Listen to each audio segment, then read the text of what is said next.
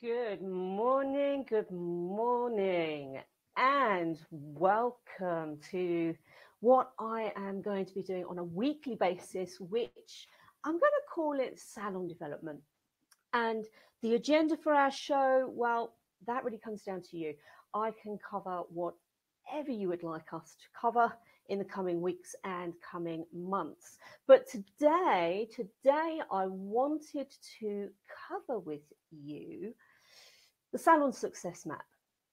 Now, what we're going to be looking at covering, I'm going to pop a slide up for us straight away. If you are watching on a phone, you may find that the slides don't show so well because of the screen size, but you will be able to get hold of the slides at a later time. They are on, there we go, they are on our site. So Salon Success comes with us as salon owners being able to, I often think of it like spinning plates. We spin the right plates at the right speed and keep all of them at a consistent level. So today, the map. We're going to start straight in, because otherwise we'll be here all day and I can talk forever. So let's get going. We are going to go through the salon map. So as you look at the map, we start with our vision, into what we offer as our services, then into the people. Who is it we want to attract into our business, our targets, what we are setting for our performance, how we know that we are going to succeed, ensuring that we're working at a profit. Otherwise, what is the point? And then into how we then market, into then the systems that we put in place to allow us to work effectively. Because let's be honest, there's so much that needs to be done, from team, marketing, targets, dealing with clients if you're still actually running a column yourself, and being able to fit all of that in and be effective as a business owner, as a leader of a team, is not easy. It isn't easy. It takes a lot of organization and getting ourselves systems and tools in place to help us achieve what we're looking to do. Then we go into our action plans, actually setting out into our schedule time to make it happen. From action plans, we go into the team plan, and then evaluating, reviewing our team's performance and ensuring that they are achieving what we need them to achieve to make all of that marry together. And that is a success map. So let's go straight in. I'm going to take the first slide out, bring in my next one. Now I am using a new system today, so hopefully it works really well. Like I say, if you are on a small device, a small screen, then you may find it a little bit harder to read some of the points that are on the slides. They are on the page, so you can go and get them at a later point. Or if you're watching on a big screen, then you should be able to see quite easily. So now you know what? I'd thought about everyone else, but I hadn't thought how I'm going to see the actual pictures. So hold on 2 seconds. I'm working with 2 screens here. So if I'm not looking at you in the camera, then do forgive me. I'm just going to pull up the slides so that I can actually see. So our vision. So the vision is all about our core values. And our core values should marry in with how we market, how we recruit, and then who we are looking to bring into our business as our clients, so that what we create as a business marries with those core values. Now, I'll give you an example of this. I worked quite a while ago now with a brilliant brand, very much aimed at the top end of the market. But every now and again, they would come up with some kind of marketing plan, which usually involved big discounts. And to me, that didn't marry with our core values. We were then attracting in the wrong type of clientele. And we'll talk about that when we get to the marketing. Our core values are our foundations of what we are looking to achieve and how our business, our people, from our clients and our team are going to be working. So on the slide, if you can read, is some core values I've pulled out from some other companies. Now, I don't know if you work with a core value to your business, but if you do, for me, my core values is I treat people how I'd like to be treated. I like to think that I'm honest, so honesty is a good policy. I believe in developing people to develop business. That's why, for me, my passion and my love, what I really makes me happy is when I'm working with teams. I like to work in developing their skills, which in turn develops business. So our core values are really important. So on these particular companies, they're two of the best companies voted by employees, but the best companies to work for, and they make the top 10 in the US and in the UK on a regular basis. And their core values are the following. Forgive me if you can see it, because you can read it, but if you can't, then here we go. Be humble, be passionate. Do more with less. Build a positive team with family spirit. Build open and honest relationships with communication. Such an important thing to do. Pursue growth and learning. Be adventurous, creative, and open-minded. I love this one. Create fun with a little weirdness. Embrace and drive change, and deliver wow through service. Now, for me, that's got to be one of the most important parts and elements of our industry. It is the wow experience of the service that brings people back time and time again. That's often where we could polish, we could improve, and in improving the wow experience, we grow the business and we have a strong foundations to grow on from there. Then the other one that I found, which I thought was really kind of cute, was one that's for a company that delivers childcare, both in the States and the UK. And theirs is a heart. And the heart stands for honest, excellence, accountability, being able to recognize when something hasn't been perfect and then taking accountability for it and looking to improve, respect, and teamwork. Core values. Our core values are our foundation, and every business should have some form of vision of what is it I'm looking to do. Why am I here? What will get me up in the morning and get me through that door with excitement and passion? Because it's our excitement and passion as we step through the door that makes a difference to the experience that our clients have and our team will mirror. So I do hope when you're going into the salon, you are there with that, yeah, can't wait to get into work. So our core values. Do you work with core values in your business? Now, let me just move this one. So we're going to come up now with another. That was on solo. There we go. Then we come to our offerings. Now, what we offer is the services and the products that we've chosen to put into our business. Now, one thing I find, especially within hair and beauty, when you're running a multiple sites where you've got multiple departments. Now, within my own salon, I had 2 physiotherapists. I had a dentist who came in and did clinics for teeth whitening.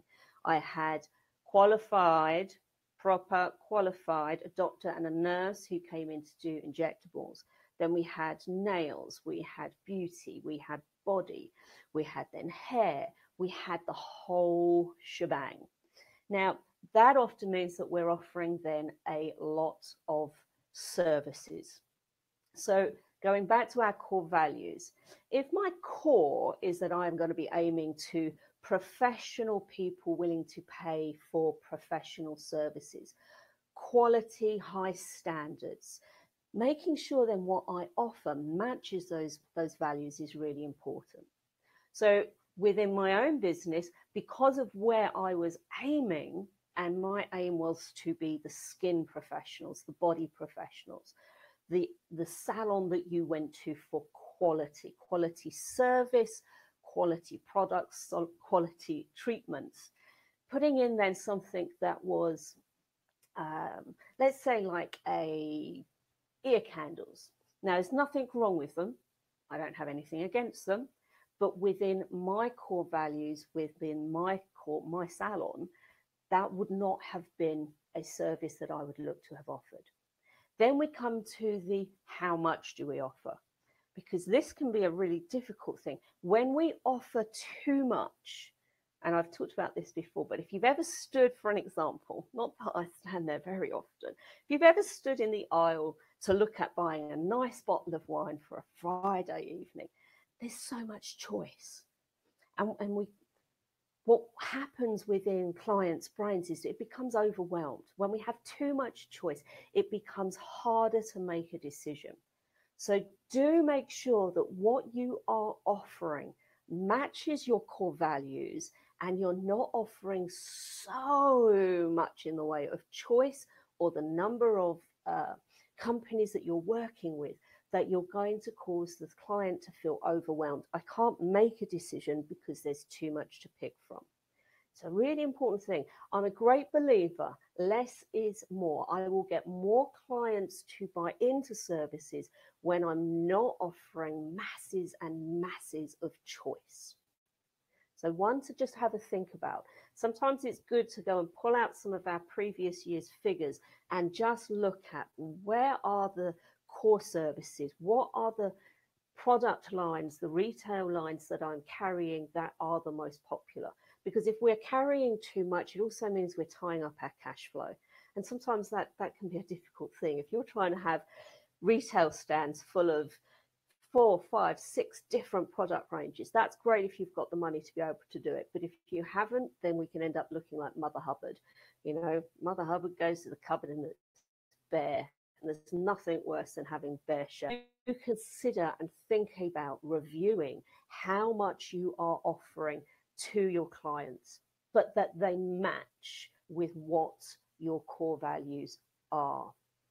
So that's with our offerings. Important that our offerings match with our clients. Let's move to our next slide. Now, I have no idea how long this is going to take us to get through, but the next one we're going to come to is people. Again, what I want to do is match my core values with the values of the clients, the people that I want to get in. Now, some coaches will use avatars. And avatars is where you create this fictional person or people, a number of avatars, and you start to then think about where will I find these people? What are their values? What do they do? What do they like? What do they shop at? Now, I'm not a big fan of using avatars, and I've been teaching marketing within our industry for nearly, probably about 16, 17 years, working with spa managers, salon owners. I'm not a big fan of avatars, purely because, you know, Julie, who shops at Waitrose and who works out 3 times a week at the gym, she doesn't exist. But I can start to build a picture of the type of people that I'm looking to attract. So for me, I use what's documented up on that little slide there as ABC1 or C2DE. ABC1s are our top end of the market. And then as we come to C2DEs, we're looking at the lower end of the market. So someone who would be an E would be on very low income, possibly say unemployed, a pensioner who doesn't have a large amount of spare cash, up to the other end of the market where we're talking an A client who's probably going to have an income at around 70 to 80,000 a year, who's more likely to be educated at a higher level, who has expendable cash, probably has a very nice house and probably holidays 2-3 times a year. So we have that sort of 2 ends of the spectrum. Top end, where we class as the ABC1, and then down to those who are on a lower income and a lower expendable cash. You can market to either, but I wouldn't market to both. If my core business is at the top end of the market, then how I market to those people must marry with the core values of my business. What I want to attract is people who have the same values as I do. So I'm looking for quality. I'm looking for people who are perhaps courteous, who have high standards. And that's that one end of the market. Now, that's not to say that someone who's a C2 doesn't have high standards and isn't courteous and polite, but I need to understand, where am I going to be focused to? Who are the people that I want to get into my business? Moving on again. I'm going to stick that one on solo. You should still be able to see and hear me, hopefully. Hopefully I've not just done that and you can only see the cards, but the gender, the age, education, interest, professions. By knowing those people, the type of clients I want to get in, then I can start thinking about what is it that I'm going to put out to these people. Then we come, she says, if she can see the slide, and she cannot. Oh, I've not put my slide on. I tell you what, I'm going to see if I can just pull that up whilst we are live. Our next slide, you've got to love a bit of technology. It's not on there. I didn't upload it. Oh, that's very naughty of me. Right, let's just pull up our original one. See if I can get that to come so that we are, there we go. Now, it's the white box that you can see, which is goals. Now, I'm going to pop it onto my slide over here so that I can read it properly. Right, so goals. Now, goals, when we talk about this, we're really thinking about targets. What is our minimum amounts that we can generate and create on a weekly basis, monthly, quarter, 6 months, and then as an annual figure? We should know what the minimum amount our business requires. Then we have our targets, which are this is what we're aiming for, and that's working then to a set level of profit that we then know that to be achieving profit, to be in the golden zone, let's call it, then we need to know what exactly we need to be doing each week, each month, and then half year and through into our quarter, half year. I just said that twice. What am I like? And then into our annual, and then also having a plan for the next couple of years. And then we have a final column on our table there, which is mind-blowing. What would be our mind-blowing figure that we would be looking to achieve within our salon? Oh, you know what? I get a bit of tendinitis and then I get shooting pains through my arms. And I'm standing here, it's just like, oh, out of all the times that I could start getting shooting pains in my arms, this is what happens when you are in our industry for a long period of time. If you do not look after yourself, I know I posted about this while I was on holiday. I went and had some treatments done because we should look after ourselves, and hands up, I didn't. So excuse me if I'm shaking my arm around. So targets, it's really essential. We have to know what our basics are, what we need to be achieving so that we are generating the revenue that we want. Moving then to our next one, which is a biggie. Now, as you'll see on the slide here, I have not gone into specifics as to new clients, referrals.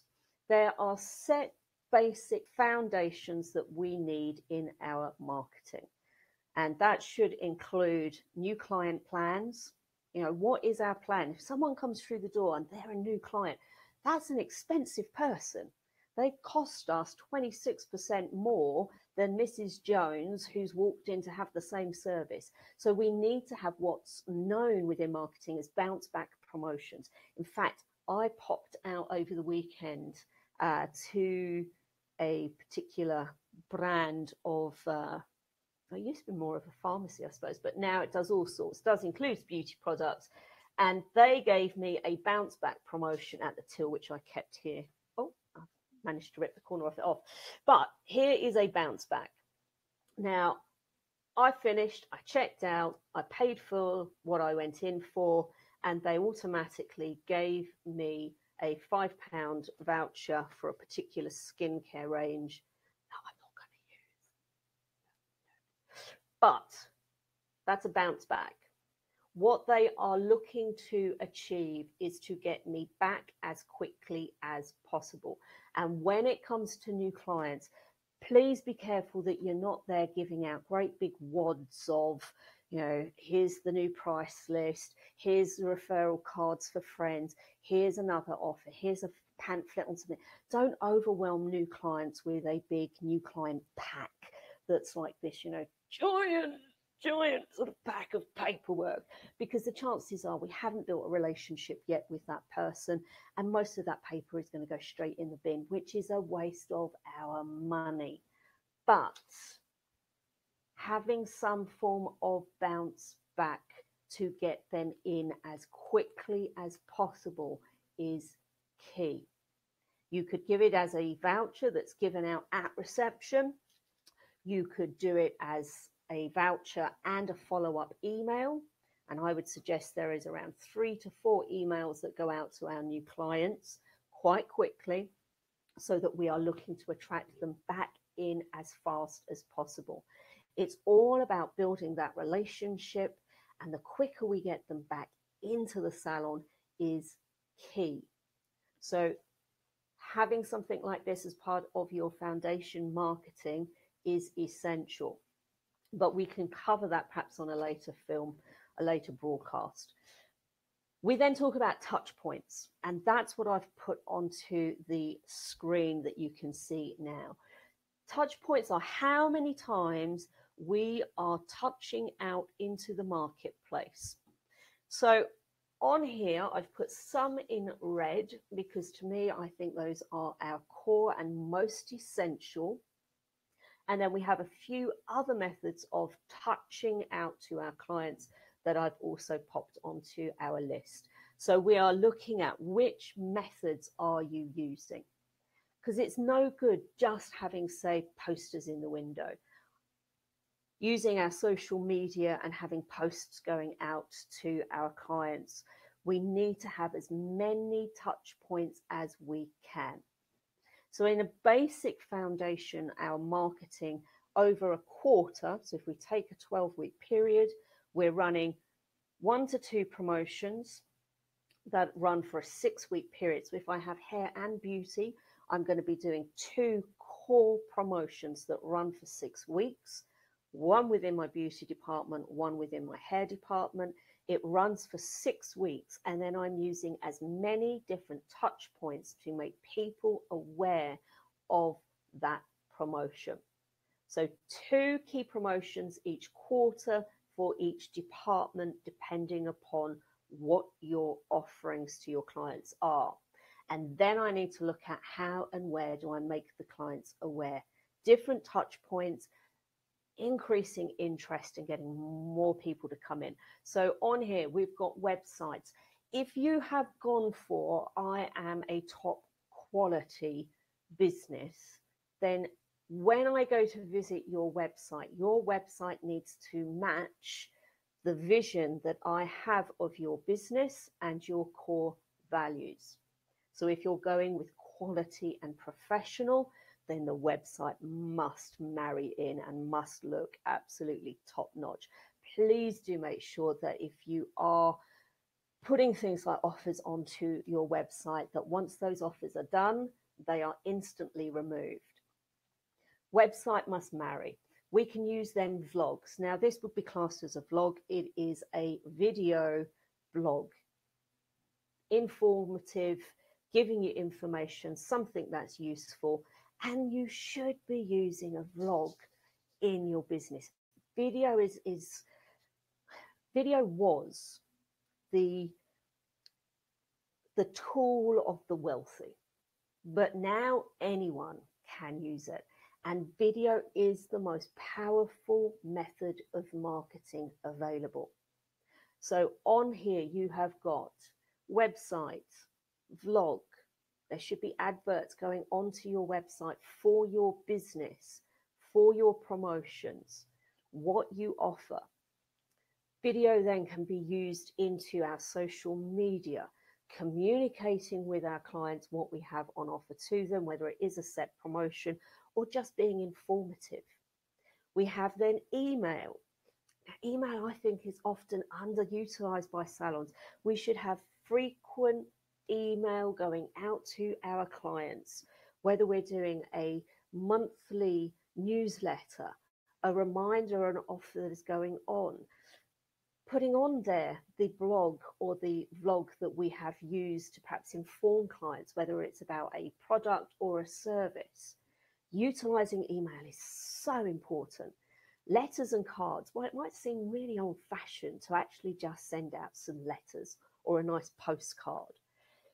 Our clients are being bombarded continually, wherever we go, with marketing and just day-to-day life.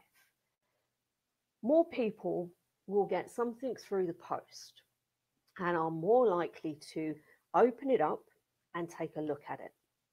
So do consider, if you're not already, utilizing letters and cards as a way to communicate, especially with our loyal and top spending clients. And something personal. Send them a personal letter, a thank you letter. Very powerful way to market with our clientele. Joint ventures. Now, I've always been a really big advocate of joint ventures. I would look at, for salons that I worked with, that we would be linking up with other like-minded businesses who have the same core values and are aiming at the same marketplace. Whether it's that there's a local restaurant, independent, so they can choose what they do with their marketing. Whether I contact the local solicitors, accountants, car dealers, estate agents, looking at who has my clients. I've got them, and we can then look at doing something where we both benefit. Whether it's a gift to the accountants at the end of the year. Thank you very much for your business, Mrs. Jones. We'd like to give you a gift, which is a complimentary blow dry at ta-da. And then we do something where we join forces together to market to the same clients because we have the same values and we are at the same level of business. So joint ventures, very powerful way. Then I've got down on here, I've got charities. It always amazes me how I hear sometimes the whole, how do I stop these people asking for stuff? Working with different charities is beneficial to our business, especially if we are looking to create a family-spirited, good, honest people. They will be supporting charities. So being able to just inform our clients what charities we've supported this month, what we're doing in coming up events, whether it be that we're going to do some kind of sponsored cake sale, whether we are involved in a local charity ball. Joining forces and working with charities is a powerful way to market your business and show that you are part of the community, that you are decent human beings, if those are the people you want to attract into your business. To me, it's a no-brainer. I will always advocate, even if it's just I'm giving away a cut and finish, a manicure, something that's small. Terms and conditions, of course, apply so I can keep a control. But definitely, I want to make sure that on my social media, on my newsletter, anything I'm doing supporting local charities is a big yes. Our business is part of this community and we do support local charities.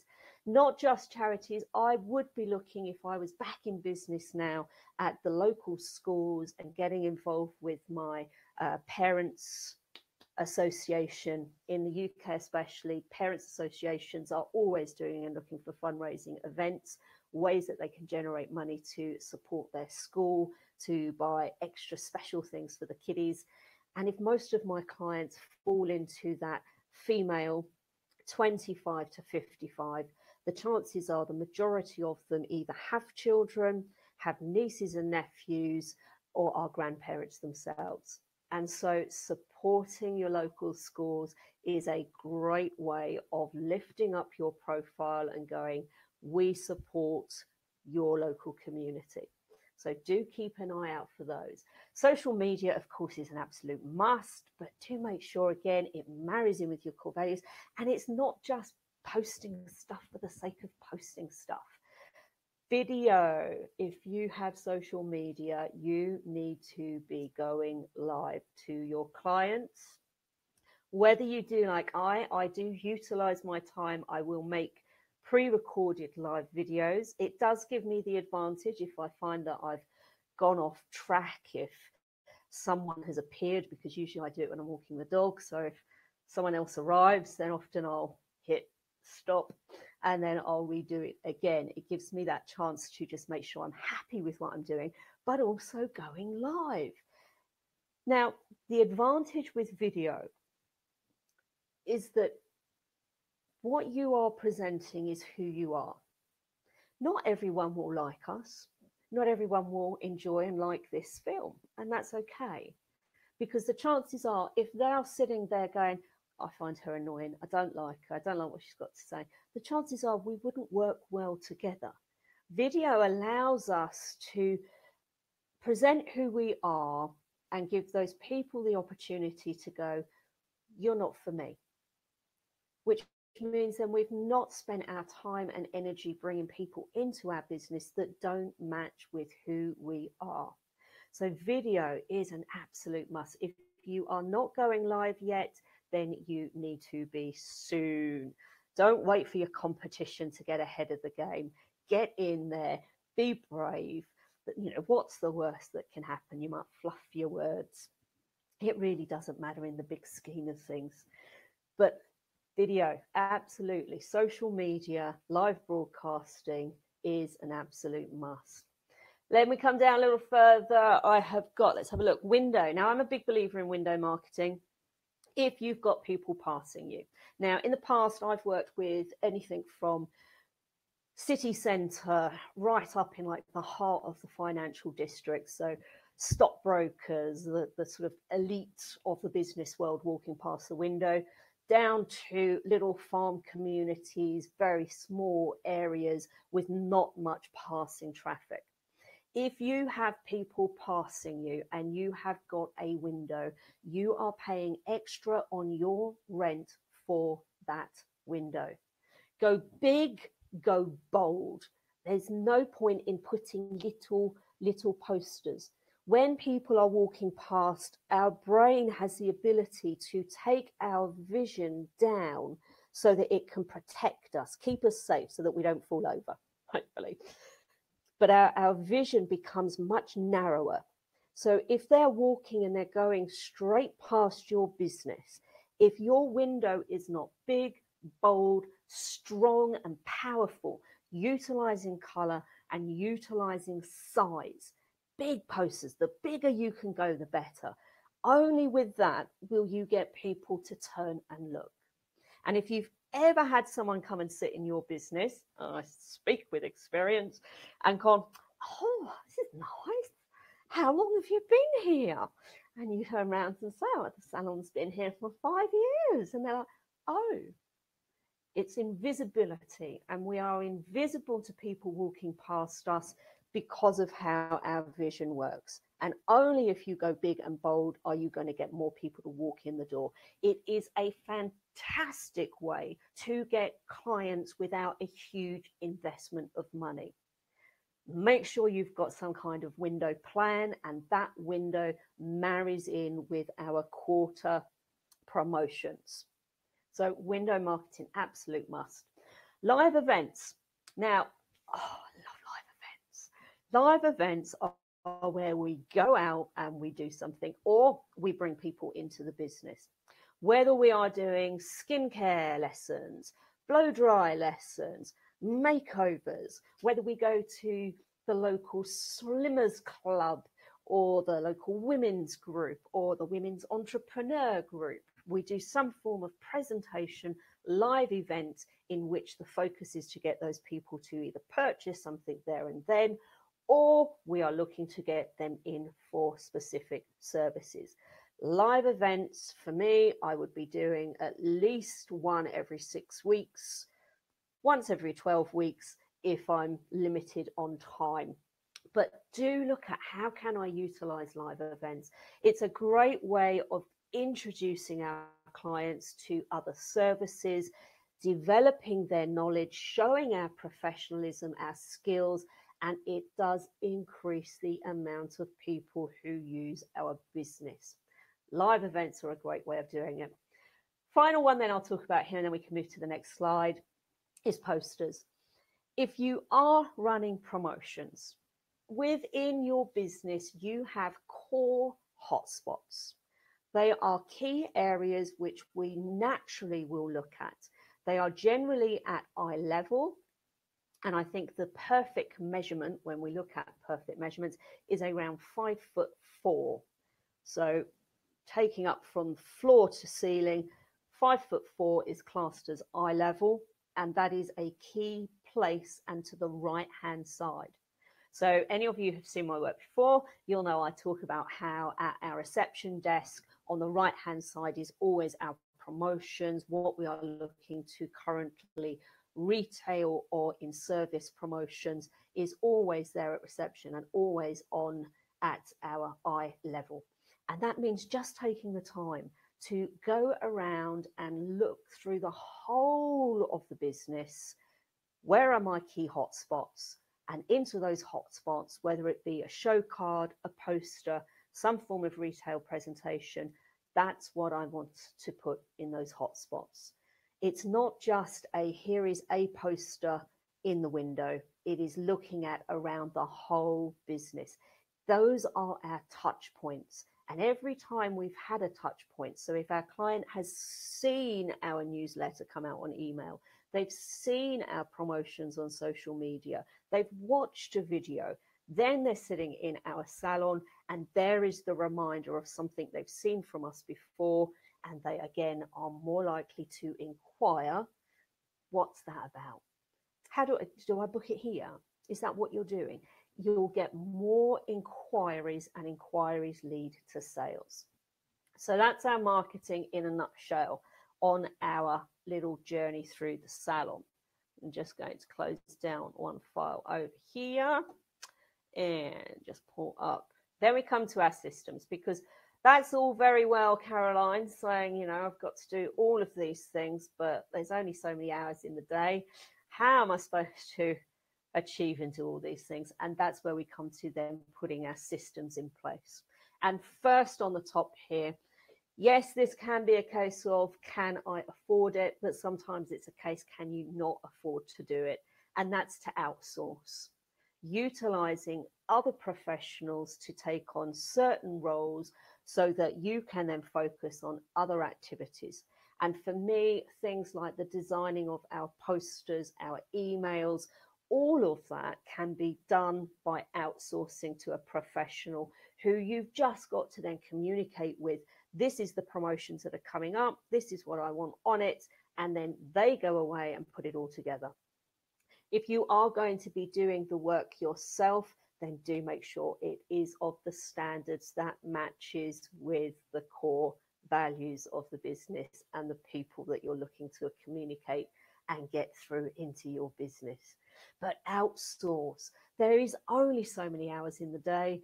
And I think, you know, running a salon, it is suddenly like you've got to become, you're a marketeer, you're an accountant, you're a social worker, you're a leader. You've got to do all these different hats, and there's only so much you can do, and there is only so many skills that we can master. Where you can, outsource your work. Allow someone else to do the job for you so that it just, like magic, arrives back at you in time, ready for you to then put out into the big wide world. Within outsourcing, I would also look at online learning. Now, yes, I do sell online learning, so I would say it, but the fact is that especially for team development, sending teams on courses means losing revenue. It means not being able to take clients. If I'm bringing someone like myself in to do a live session, it's closing the salon and losing a day's revenue. And whilst we can get the benefit back, it's one hit, and often one hit wonders. Well, we know that that doesn't work very well. Online learning, look at and utilize to develop your own skills and the teams. Then we have all sorts of different time-saving apps. I mean, my goodness, I think back to when I started in our industry, and, you know, we had our day sit there and write out our appointments for each client. And now we can just put everything online. We can send everything in an instant. Ensure that you're using time-saving activities, put systems in place. And that also is how we work with our own schedules. It's great to be able to run a column, and it can be very easy to fall into the trap of my business is reliant on my money. And so I'm doing so much in working directly with clients that I'm not actually growing the business. I'm just growing a column, which is what I did when I worked for someone else. It's essential that we manage our time well. And that means getting organized with planning what we're doing and when, whether that's scheduling out that Mondays are money and we do our accounts, we get everything up to date, we keep in control. Tuesdays are team days and we review figures, but do schedule out the time, because otherwise what happens, and I put my hands up, I'm just as bad. I have to be really strict with myself. In fact, as we're at my desk, you know, I won't show you the day pages that they are, but, you know, I've got my schedule. I like working still on paper. Maybe it's a sign of my age, I don't know, but I like to be able to physically look at it. But however you get yourself organized, do be organized. It is essential that we are to make sure that the rest of the business is.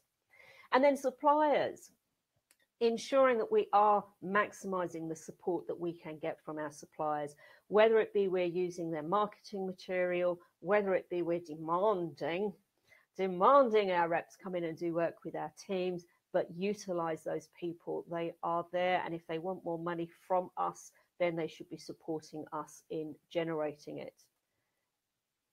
Coming on, well, in some ways I've already spoken briefly about this, but we'll touch on it again. From there, we come into our actual action plan, putting our schedule together, making sure that our days are scheduled out so that we are maximizing our effectiveness. And one of my favorites to use is Eisenhower's urgent and important. Now, Eisenhower was president of the United States many years ago, and this was his way of working. And it's become a well-established, used system of how do I plan my days so that I prioritize what I am doing. And for me, I've used this in management training courses for 15, 16 years, and I would still advocate to use it. 4 boxes, the 4 boxes, you might be able to see them. I have to do right now. Things that I'm doing right now really means that either something has just happened where I have got to now urgently action. I wasn't expecting it. It has happened. Boom, I must get myself organized and deal with it right away. But I really want to be working in number 2. And number 2 is that I focus on the important jobs that need to be done. They are not urgent, but they are important that I achieve and get those finished.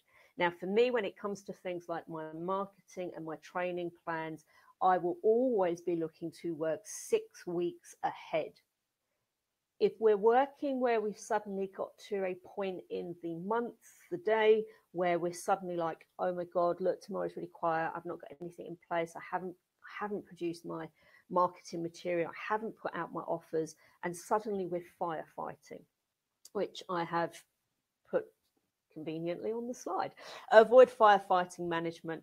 That is I am a last minute management.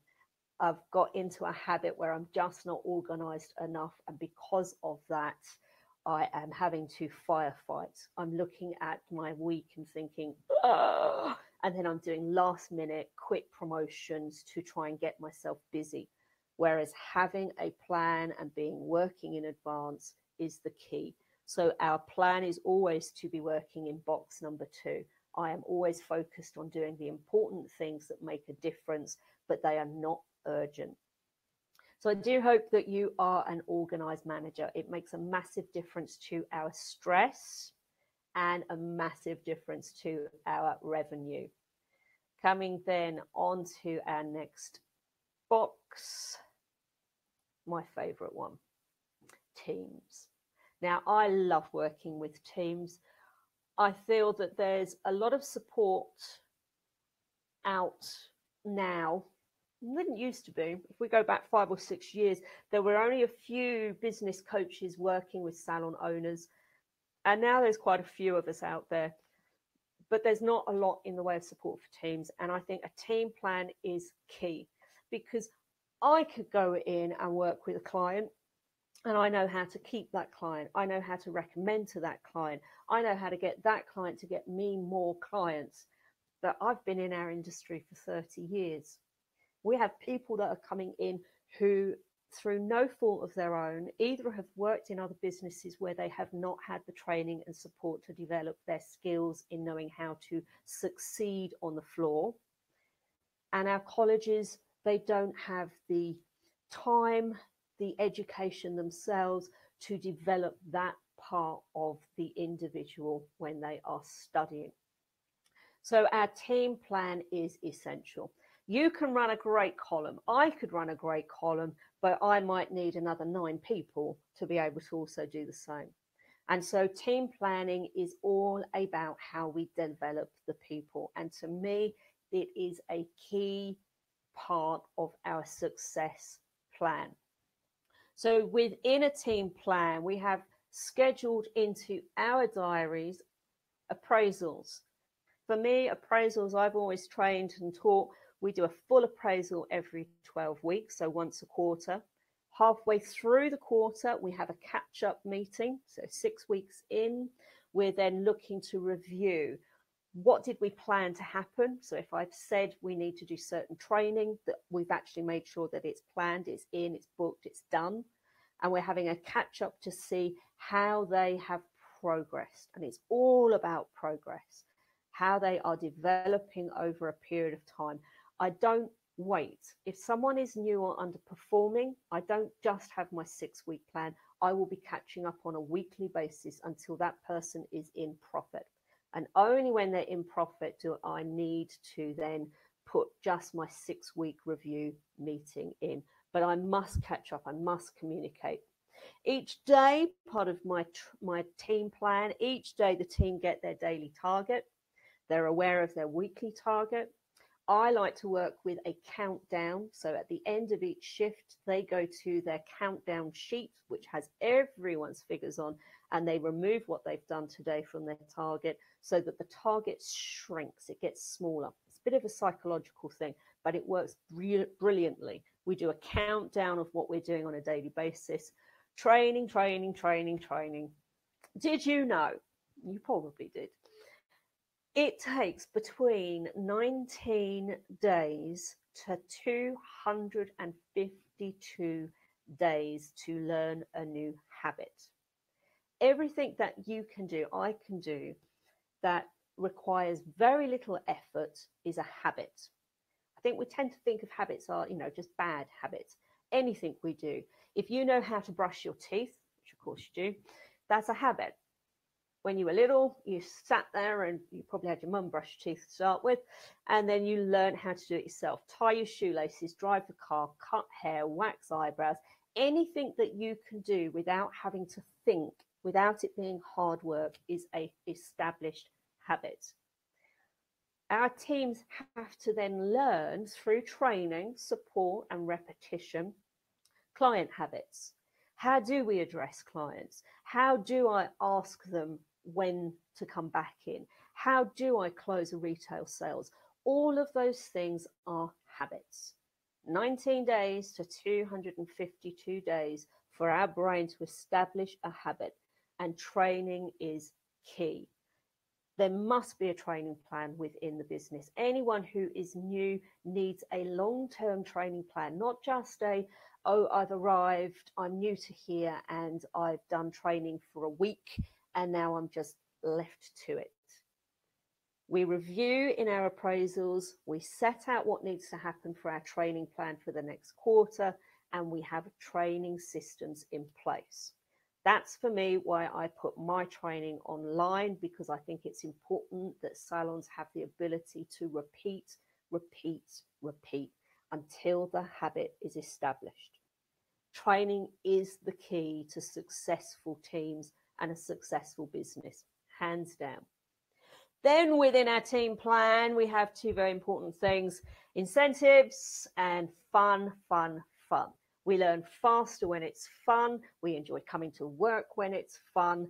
So making sure that you have something in place, something that is enjoyable. I always used to work with scoreboards, and we'd make it into a big fun game, a big activity for the whole team. And if you have ever looked at the phenomenal group management training salon owners called Strategies, oh, they're brilliant. You should follow them if you're not already. But Strategies also teach the same. I love seeing their scoreboards. Each month they will create scoreboards. They often post them on their Facebook page, and it will be anything from, I don't know, a horse race, a balloon race, filling up a jar, different ways to make it fun that are linked to then some form of incentive, some kind of team achievement, even if it is just the, yes, we did it, but it makes it fun. You want to earn money, then make coming to work a fun environment to be in. And then finally, redirecting unwanted behavior. If someone's come into our business and they have the habits of, let's say, not smiling or being grumpy when they're asked to do something, and I can think of one young person who used to work with me many years ago now, and if you asked them to do anything, you know, can you go and get some more towels because we're running late, the feet would stamp on the floor as they walked away like they were about 15 in that, oh, and then it would stamp their feet. That's an unwanted behaviour. I don't want that in our business. It's got no place. They're not 15. They're now at work. They're now an adult. So I have to redirect unwanted behaviour. Now, if you're what I would class as a relationship person, your personality, you will find it harder to redirect people because of how your brain and how your behaviour is set up. And I'll talk about that perhaps another time. It's a really fascinating thing. We look at 4 key types of characters within our business. And if you fall into the influencer, it's called the influencer. If you're an influencer, then relationships and friendships are really important to you. But without fail, you have to redirect unwanted behavior. If you have someone in your business who is, I don't know, walking off to the staff room, putting their feet up every 5 minutes if they've not got something to do, who have to be followed up and chased. Anything that is unwanted needs to be redirected. We can't just ignore it. It needs to be dealt with. So redirecting becomes part of our team plan. Oh, I love teams. I love teams. I love working with teams. So let's go on. We are almost through. You'll be glad to know if you're thinking, gosh, you can talk. And we come then to measuring and tracking. There we go. What are our KPIs, our key performance indicators that we are looking to achieve, both individually and as a business? Then we talk about our budgets and then investments and ROI, return on investments. So let's go through those for a second. Key performance indicators are going to be things like our retention levels, our rebooking levels, what I call CPS, the complete professional service, which is such a simple way to monitor that our clients are actually getting the professional advice from our team. It allows us to build the habit, that's training, build the habit into our team members that every client gets professional advice. That includes what to use at home, any additional services that will benefit them, as well as when they need to be rebooking. Those are skills, those are specifically what I train, but our CPS is a way of just popping it onto the computer so that we can actually see, is it being done? Because in my experience, that's where we tend to fall down. Our teams, if we ask them, will say, yeah, I tell everyone. But the reality is that they won't often be telling them. They'll tell them at the wrong time in the service, or they just don't know how to actually close it and actually ask for the core, that piece of business. So they might be doing it, but the only way I'm going to know is if I monitor it. And so CPS for me is a key performance indicator that every salon must monitor. Others will be then our retail percentage, how many clients have rebooked, as we've said, and then looking obviously at certain key services. So we're looking at our top end revenue making businesses. So say, for example, within beauty, it will be things like facials. Whilst it's wonderful to have lots of, say, brow work or intimate waxing, if they are not big revenue generators, if they're not major profits, then what would we refer to do for our eyebrow shapes compared to an hour's facial? Making sure that the marketing we've put in place is working, and we monitor that via our key performance indicators. Budgets, well, we have to work with budgets, but budgets are things that come into our staff wages, our stock replenishment, our professional stock, working with our budget so that we're not overspending. Very important to remember when you've got your reps coming in from your suppliers, because they will sit there and pull out the newest and shiniest, loveliest look at the new retail or the new polishes, the new colors. If it's not in our budget, then we have to be careful not to go over our budgets. So do remember that, because they are there to sell to you. And that's fine if what they're selling is going to have a high profit margin for you. But if it isn't, then do remember what your budget is. And if it fits in the budget, brilliant. And if it doesn't, well, you might need to plan for it rather than just go, shiny new thing. Because shiny new thing syndrome is a big thing. If you ever find yourself like a beauty show or hair exhibition, and you'll see new things, new shiny thing. Gotta buy it. Just like, hey, having a brand new phone that's just come out, your other phone's fine, there's nothing wrong with it, but it's new shiny thing. So do watch with your budgets. Investments are, I've put incentives. That was good, wasn't it? That's not what it should say. It should say investments.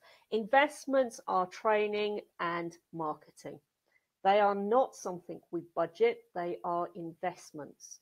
And so it's really essential as a salon owner to make sure you are just monitoring. If I have put £500 into marketing my current promotion, I need to be able to monitor and see that I have got a return on that investment.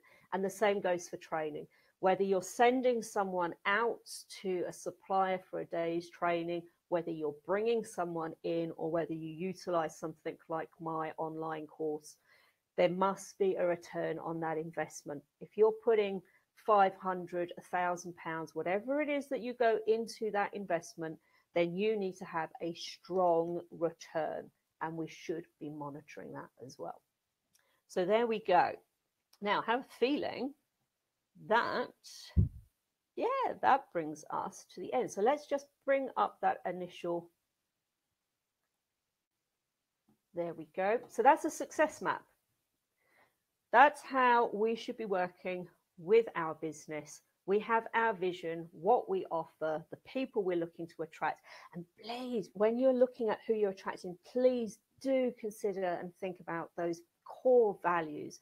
If you're aiming at the top end of the market, doing some form of discount run, low end, that's not going to attract the people that you want.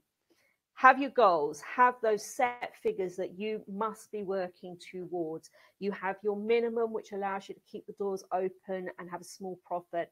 You have then what you are aiming to achieve so that you are making good money. Because what is the point of going through all of this hard work if at the end of the day your team are paid but you ain't? That's a hobby. That's not a business. That's a hobby, and that's a very expensive hobby. Go and get rid of the salon and buy a horse. Do something that's enjoyable. But if you're running that business, you must be aiming towards those goals, which is that you are having the lifestyle that you want. Marketing, as many touch points as possible with foundation marketing, which is what goes on a day-to-day basis consistently within the business, your quarterly promotions, and then add on little promotions that are sprinkled. And some of them will be key events, so things like Mother's Day, Valentine's Day, key little events that drop into the quarter. Then we talked about how we utilize other people's services, outsource as much as you can.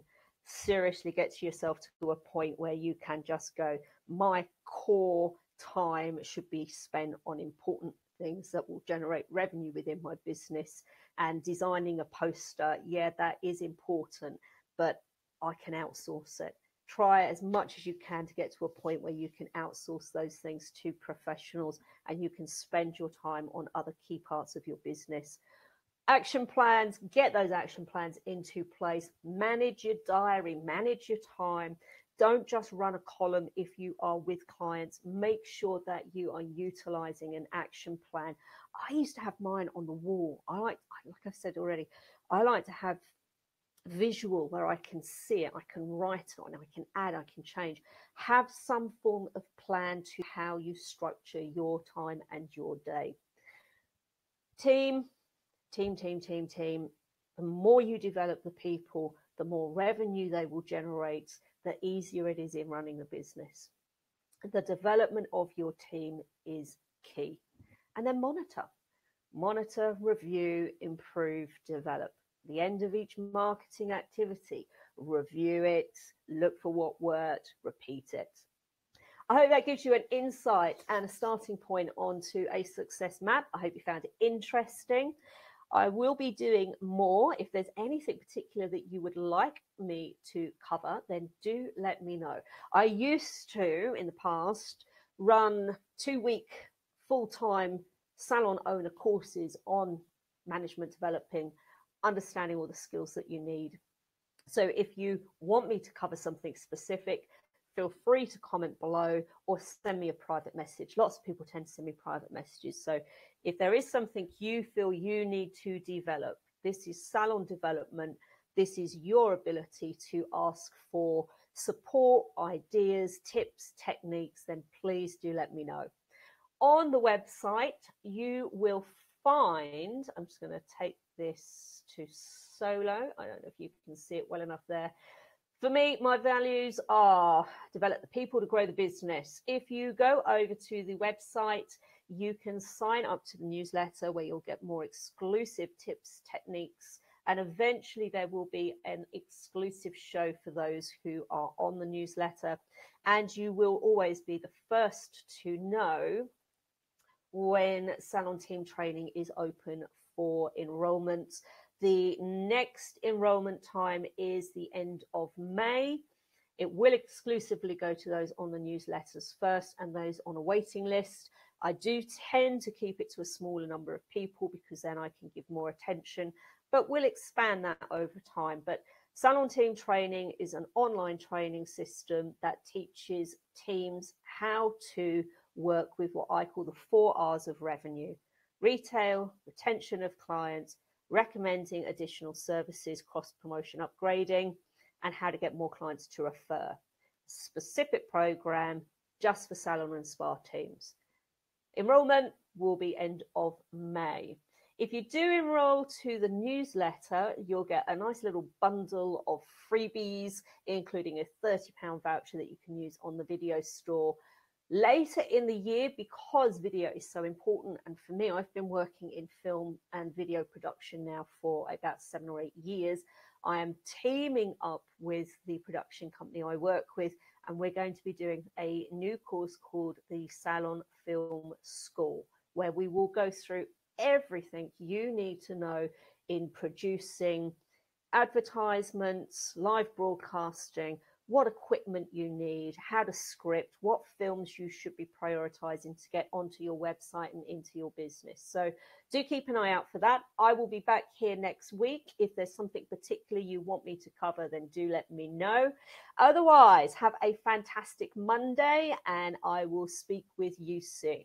Until then, ciao, ciao. Have a fantastic day. Bye now.